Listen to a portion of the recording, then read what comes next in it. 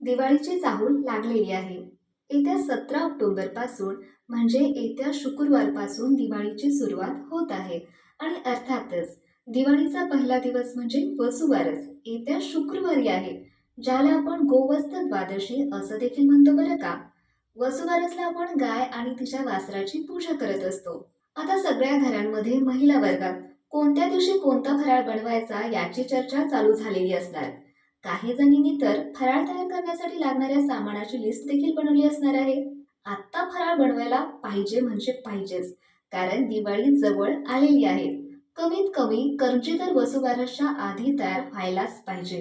कारण आमच्या इथं कसं म्हणतात माहितीये का, वसुबारसला करंजी वगैरे कापू नये, कारण करंजीचा आकार हा गाईच्या कानासारखा असतो.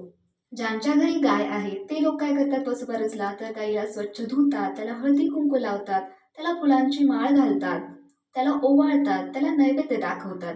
आणि ज्यांच्या घरी गाय नाहीये तर ते लोक काय करतात, तर जिथं गाय आहे तिथं जाऊन त्याची पूजा करतात. किंवा तेही शक्य झालं नाही तर ज्या फोटोमध्ये आपल्याला गाय दिसून येते त्या फोटोची पूजा करतात. उदाहरणार्थ, गुरुदेव दत्तांच्या फोटोमध्ये आपल्याला गाय बघायला मिळते.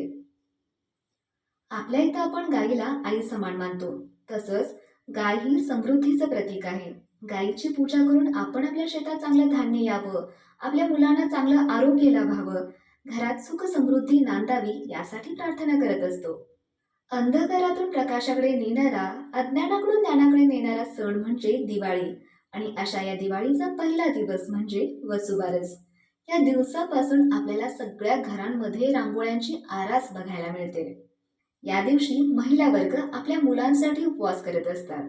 देव आणि दानव यांनी केलेल्या समुद्र मंथनातून 5 कामधेनू उत्पन्न झाल्या होत्या आणि यापैकी नंदा नामक धेनूच्या उद्देशानं हे व्रत केलं जातं अशी एक मान्यता आहे बरं का. आणि अशाच महत्त्वपूर्ण व्हिडिओसाठी तुम्ही माझ्या यूट्यूब चॅनेलला, ज्याचं नाव आहे हर्षदा SS, या माझ्या यूट्यूब चॅनेलला नक्की सबस्क्राईब करा.